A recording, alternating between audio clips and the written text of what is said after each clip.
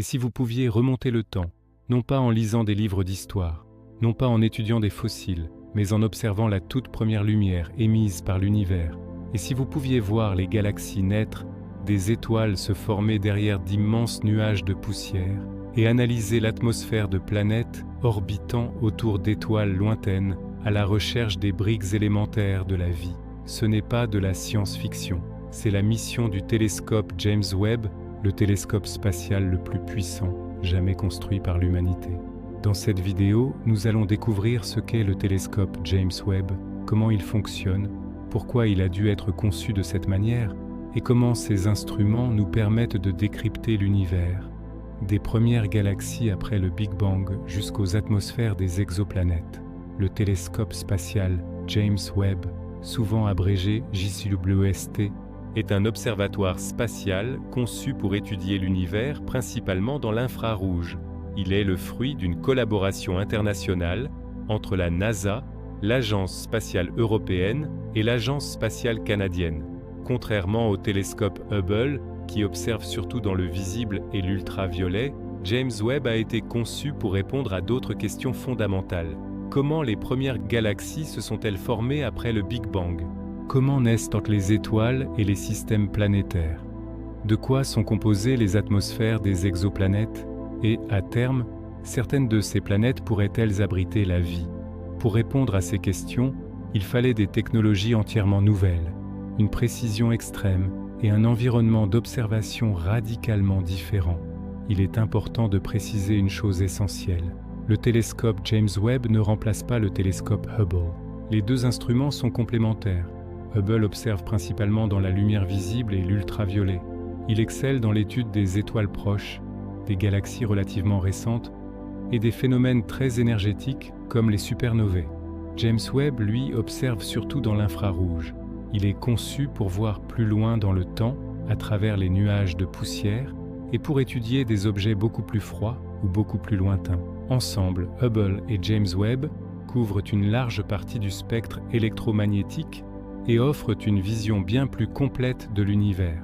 Plutôt qu'un successeur, James Webb est donc un partenaire scientifique de Hubble, ouvrant une nouvelle fenêtre d'observation sans fermer les précédentes.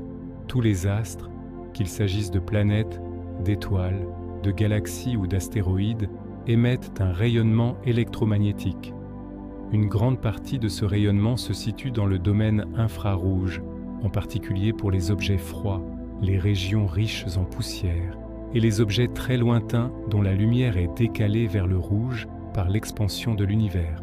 Mais sur Terre, un problème majeur se pose. L'atmosphère terrestre absorbe une grande partie du rayonnement infrarouge.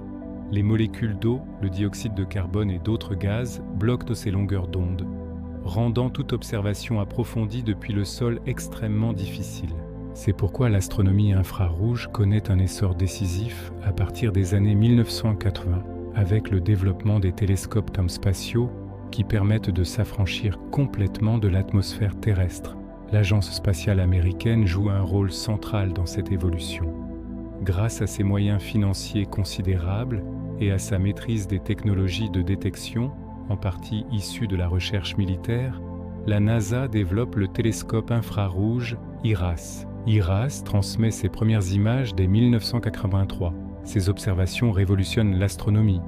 Elles révèlent des étoiles en formation, des disques protoplanétaires, des galaxies primordiales et de nombreux objets froids, jusque-là invisibles. À la fin des années 1980 et au début des années 1990, alors que le télescope Hubble devient le fer de lance de l'astronomie spatiale, la communauté scientifique est consultée pour imaginer son successeur. Le consensus est clair. C'est dans l'infrarouge que se trouvent les réponses aux grandes questions ouvertes par la cosmologie moderne. Le projet débute officiellement en 1989 sous le nom de Next Generation Space Telescope. Dès le départ, il s'agit d'un projet extrêmement ambitieux. Un miroir déployable, un bouclier thermique géant, une précision optique jamais atteinte et des instruments capables de spectroscopie avancée. Ces défis entraînent de nombreux retards, des dépassements budgétaires importants et un risque réel d'annulation en 2011. En 2002, le projet est rebaptisé en l'honneur de James E. Webb, administrateur de la NASA durant le programme Apollo. Le télescope James Webb est lancé le 25 décembre 2021 à bord d'une fusée Ariane 5 depuis le centre spatial de Kourou, en Guyane française. Le lancement est parfaitement réussi. Un point crucial car aucune réparation n'est possible. Contrairement à Hubble, James Webb ne tourne pas autour de la Terre. Il est placé autour du point de Lagrange L2, situé à environ 1 500 000 km de notre planète. À cette position, le Soleil, la Terre et la Lune sont du même côté. Le télescope reste en permanence à l'ombre et l'environnement thermique est extrêmement stable. Cette stabilité est indispensable, car en astronomie infrarouge, la chaleur est l'ennemi numéro 1. Pourquoi observer l'univers en infrarouge? Il existe 3 raisons fondamentales. La première concerne la poussière cosmique. Dans l'espace, de vastes nuages de poussière bloquent efficacement la lumière visible. Mais le rayonnement infrarouge traverse ces nuages. Grâce à cela, James Webb peut observer des régions de formation d'étoiles totalement invisibles pour les télescopes travaillant dans le visible. La deuxième raison concerne les objets froids.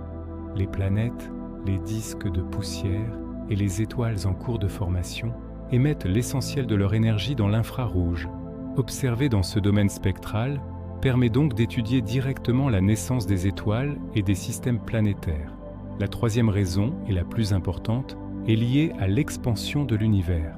À mesure que l'univers se dilate, la lumière émise par les premières galaxies est étirée et déplacée vers les grandes longueurs d'onde. Pour observer les toutes premières galaxies, il faut donc observer dans l'infrarouge. James Webb est ainsi, au sens strict, une machine à remonter le temps cosmique. Au cœur du télescope, James Webb se trouve son élément le plus emblématique, un miroir primaire segmenté de 6,50 m de diamètre. Il est composé de 18 segments hexagonaux en beryllium, un matériau extrêmement stable à très basse température. Chaque segment est recouvert d'une fine couche d'or, car l'or réfléchit particulièrement bien le rayonnement infrarouge. Pourquoi un miroir aussi grand? Parce que la lumière provenant de l'univers lointain est extrêmement faible. Pour la détecter, il faut une surface collectrice immense, une précision optique extrême et un alignement parfait. Chaque segment du miroir peut être ajusté indépendamment, avec une précision inférieure à l'épaisseur d'un cheveu. Une fois parfaitement alignés, ces segments fonctionnent comme un miroir unique, capable de capter une lumière ayant voyagé pendant plus de 13 milliards d'années. Observer l'univers en infrarouge impose des contraintes thermiques extrêmes. Pour cela, James Webb est équipé d'un bouclier thermique à 5 couches, de la taille d'un terrain de tennis. Son rôle est simple mais absolument vital. Il bloque la chaleur du Soleil, de la Terre et de la Lune. Il permet ainsi au télescope de se refroidir passivement jusqu'à environ moins 233 degrés Celsius. Chaque couche du bouclier renvoie une partie de la chaleur vers l'extérieur, créant une chute de température progressive. Sans ce bouclier, le rayonnement thermique du télescope lui-même submergerait totalement les instruments scientifiques. Pour comprendre l'univers, il ne suffit pas de produire de belles images. Il faut mesurer la lumière, l'analyser, la décomposer et en extraire des informations physiques précises. James Webb emporte 4 instruments scientifiques principaux, chacun optimisé pour une gamme de longueurs d'onde et pour des méthodes d'observation spécifiques. Ensemble, ils permettent à la fois de voir l'univers et de comprendre de quoi il est fait. NIRCam est la caméra infrarouge proche de James Webb. Elle observe dans une gamme de longueurs d'onde allant d'environ 0,6 à 5 micromètres. C'est elle qui produit les images les plus emblématiques du télescope. Galaxies lointaines, nébuleuses, amas stellaires et effets de lentilles gravitationnelles. Grâce à la taille du miroir, NIRCam peut détecter des objets extrêmement faibles, invisibles pour les télescopes précédents. NIRCam a également joué un rôle fondamental lors de la mise en service du télescope. C'est elle qui a permis d'aligner avec une précision extrême les 18 segments du miroir primaire. Elle est aussi utilisée pour l'étude des exoplanètes en mesurant de très faibles variations de luminosité lorsqu'une planète passe devant son étoile. NIRSPEC Si NIRCam montre à quoi ressemblent les objets, NIRSPEC permet de savoir de quoi ils sont faits. NIRSPEC est un spectrographe. Il décompose la lumière en ses différentes longueurs d'onde. Chaque atome, chaque molécule laisse une signature spectrale unique. En analysant ces signatures, les astronomes peuvent déterminer la composition chimique, la température, la densité et même la vitesse des objets observés. L'une des grandes innovations de NIRSPEC est son système de micro-obturateurs. Des milliers de minuscules volets, commandés individuellement, permettent d'observer simultanément jusqu'à une centaine d'objets. Cela rend possible l'étude spectroscopique de champs entiers de galaxies en une seule observation. MIRI permet à James Webb d'observer dans l'infrarouge moyen entre 5 et 28 micromètres. C'est dans ce domaine spectral que brillent les objets les plus froids de l'univers. MIRI permet d'étudier les nuages de poussière froide, les disques protoplanétaires, les étoiles peu massives et les galaxies fortement obscurcies. L'infrarouge moyen est aussi particulièrement sensible à la chimie complexe, notamment aux molécules organiques. Pour fonctionner correctement, MIRI doit être encore plus froid que les autres instruments. Il est donc équipé d'un système de cryoréfrigération actif qui abaisse sa température à environ -266 degrés Celsius. Le dernier ensemble d'instruments regroupe le capteur de guidage fin, appelé FGS, et l'instrument scientifique NIRISS.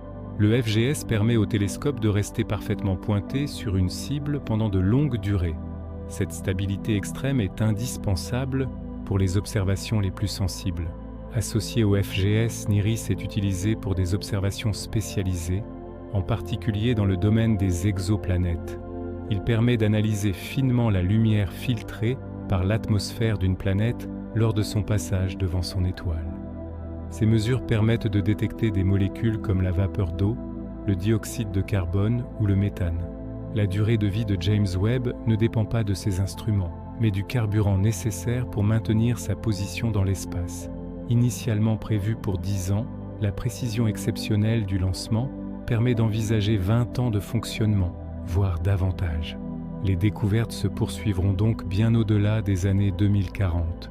Depuis le début de ces opérations scientifiques, James Webb a déjà profondément transformé notre compréhension de l'univers.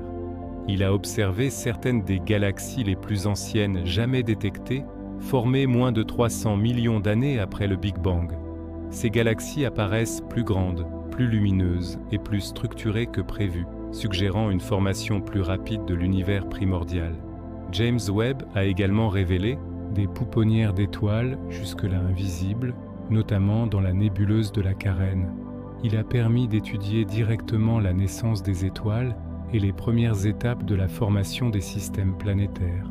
Il a aussi analysé les atmosphères d'exoplanètes en détectant des molécules comme la vapeur d'eau, le dioxyde de carbone, le monoxyde de carbone et le méthane.